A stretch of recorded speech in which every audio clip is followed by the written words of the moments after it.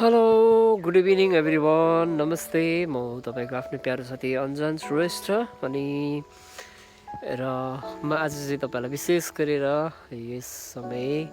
के देखाउन चाहन्छु भने म चाहिँ यो भिडियो किन बनाइरहेको छु भने मेरो दैनिक जीवन चाहिँ कसरी बितिरहेको छ भन्ने कुरा देखाउनको लागि यो भिडियो सर्ट भिडियो मैले बनाइरहेको छु